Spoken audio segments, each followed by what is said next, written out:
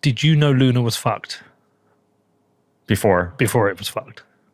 No is a very strong word. Did you hold Eddie? No. Do you believe him? Yeah. So 2 reasons. Yeah. So the first is I'm just too busy, and I've like mostly, I was going to say I've mostly stopped shitcoining. I'm still active in like Ethereum and Space Mesh, but not so much new stuff because I'm too busy. I have a good excuse now with a child. Yeah. But something about it rubbed me the wrong way. And I think it was, in retrospect, a couple of things. These things are always easy to talk about in retrospect. But the first is the relentless shilling, the marketing on the part of Do Kwon, the founder, and there's just something about it, like really good. Like no one shills Bitcoin. You don't need to, because the product speaks for itself, right? It's kind of like it's solid, it works, it does what it's supposed to do. This is very much the approach we're taking in Space Mesh. What did we say yesterday about marketing Bitcoin? It's like a multi-level marketing scheme. You said that. Yeah, but it is. You kind of recruit people, and then they recruit people. Yeah, as I was saying it just now, I was hesitating because we do shill Bitcoin. I'm trying to think what the difference is. It's like, here's the difference. We shill the benefits of Bitcoin. He shills a company. So there's a company, but what I was going to say is there's a numerator and a denominator. Okay, so the numerator is like the volume of your shillery, right? Of your like how much noise you make, and the denominator is the actual substance of a network, right? And Bitcoin is very low, which is good, right? So you have relatively low noise. I should have said signal to noise ratio, but you get what I'm saying, right? Yeah, There's a lot of substance and there's relatively less noise.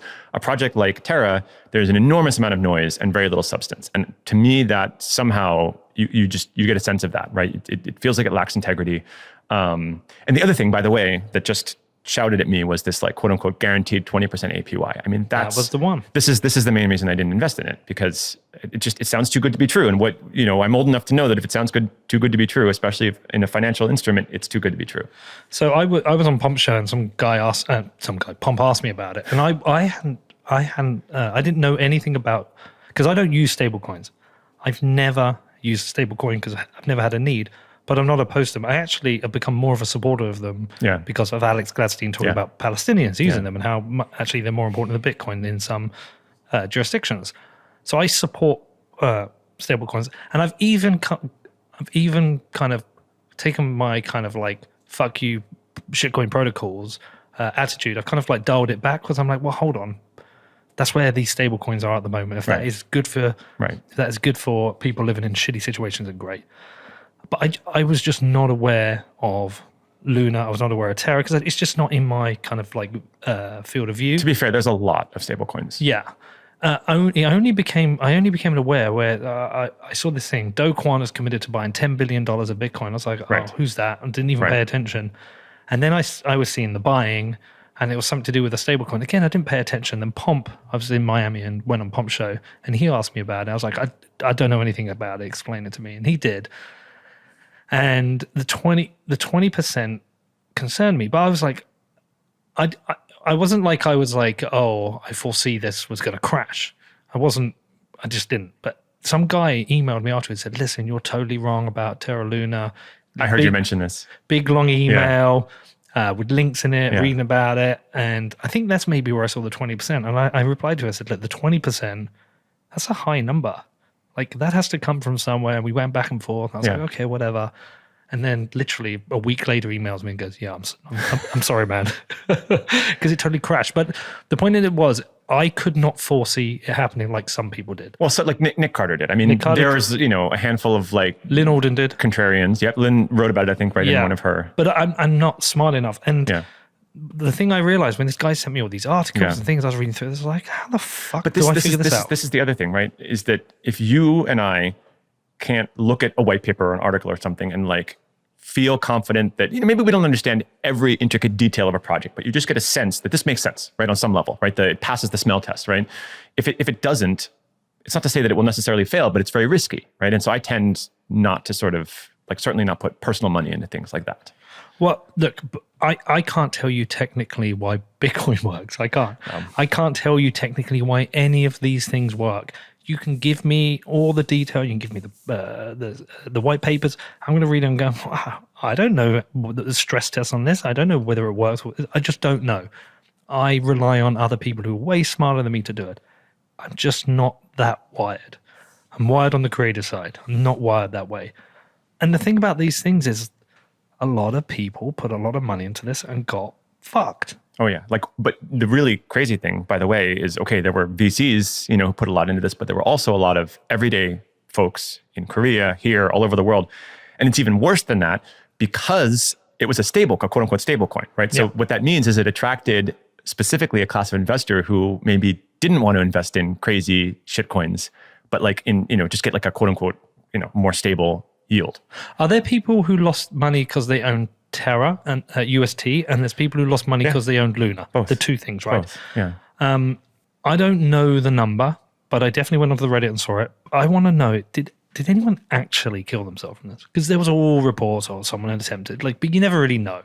But I wonder if actually people have actually... I read a news report about a young man who jumped off a building in Taiwan. I don't know if it was true or not. This was not, New York Times even. I don't even know if we can trust the New York Times anymore, but I don't know.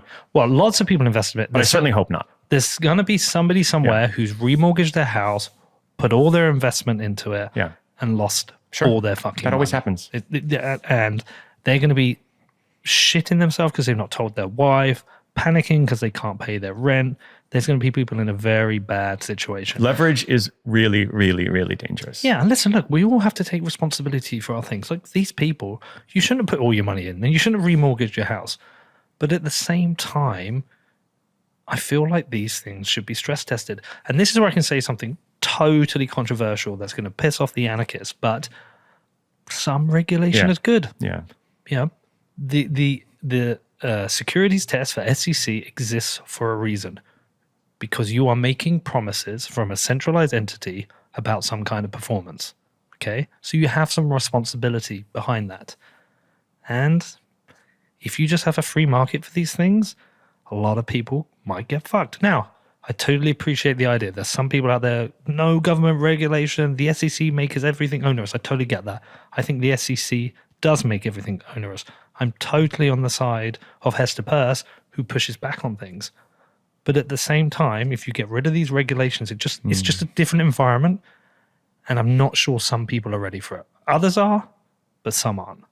Yeah, I've been really struggling with this question. And this has been a huge topic in the wake of the Terra collapse, for sure, is both on the governmental side, right? Because investigations have been launched in multiple countries, including in Korea, including here in the States, probably Singapore, other places as well, into the, and by the way, even before this, if I remember correctly, there were some calls here in the States for regulation of stablecoins specifically. They're doing it in the UK. Yeah. And then also, but even within the crypto community, this has been a hot topic. I've seen a lot of friends and colleagues begin asking the same question. And I'm torn because I don't disagree with anything you just said, but I also at the same time don't trust the regulators to get this right. And I think that they're going to kill innovation, right? And so, an alternative might be internal industry kind of self-regulation. And that I know hasn't worked terribly well. Come on, man. But it has worked in other industries. I think we should let turkeys self-regulate Christmas dinners. Yeah. Come on, man. Look, listen, we either have it or we don't. I just think it's coming. But regulation is not a binary, right? No. I just think it's coming. It's just regulation will come. Securities regulation exists. Michael Saylor's a far better person to listen to talk about it than me. When he talked to Raoul Pal about it, he was savage in his explanation. I just think it's coming. Look, if it takes a form like the following, let's say you can't market something as a stable coin if it's not fully collateralized, number one, right? Number two, there's a lot of FUD around Tether in particular, right? It's supposedly fully collateralized. They have released audits, but there's a hodgepodge of things in there. There's 5-ish billion out of 70-ish billion of, quote unquote, miscellaneous other assets, including crypto. It could be Bitcoin, right? So we don't actually know if it's truly fully collateralized. The accounting firm that did the audits is not KPMG. It's not Deloitte. It's some tiny little two-man shop in Cayman or something.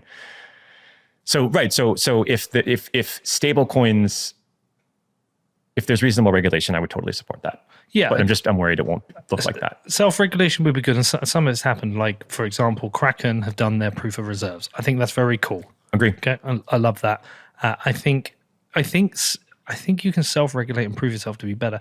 USDC is fully backed, isn't it? It's by treasuries, right? I don't know if it's exclusively treasuries. It's cash and treasuries. Cash and treasuries. Yeah, I mean, it's Circle. It's a legitimate American company. There's a network of banks. Yeah. It's fully audited.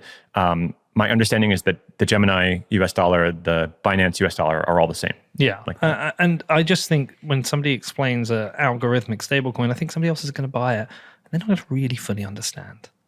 They're just not going to get it. You need to be a gigabrain to like fully understand how they work. Imagine you're in Palestine, or you're in Lebanon, or you're in Sri Lanka right now, and your only way to get dollars is digital dollars, and your economy's collapsed and you held UST. That was the one you had, just because that's the one you had access to. Yeah. You're already in a fucked situation. Your money's gone. Yeah. That to me is just sad. Now, there's two arguments like there is with everything. Regulation is terrible. You're a statist. Status cuck. Status cuck. But no regulation. There is a different side of risk. And I think both are valid sets of arguments.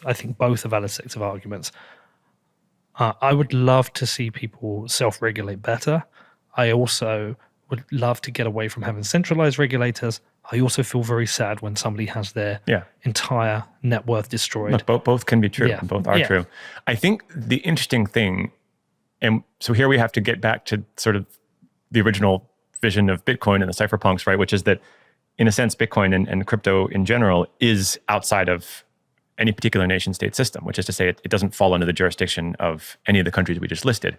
And so what this means is that we're going to see lots of diversity in attempts to regulate it in different places. And I would argue that this is sort of a process of evolution playing out, and it's a good thing, but there will still always be regulatory arbitrage, right? There will still be jurisdictions like Cayman and probably many others that just decide that crypto is invisible. There's no regulation of it whatsoever. And there will be projects that launch in those places. And by virtue, again, of being part of a decentralized global network like Bitcoin, I mean, okay, theoretically, you as a UK citizen, me as an American citizen, we're not, allowed by our governments to own or trade or hold or whatever or market these products. But like at the end of the day, VPNs exist, and there's always ways around these things. Yes, you're completely right. Purely theoretical. Yes, yeah, but you are completely right. I just think we have a very weird industry. I wonder if any industry has ever had so much money thrown at so much failure. I think probably this is not. I mean, it's easy to feel like this is all the first time this is happening because maybe we're not old enough to remember when it happened before. But I think probably the dot-com bubble in 2000 felt very similar to this. There's a lot of money being thrown from some deep-pocketed VCs at a lot of failing projects.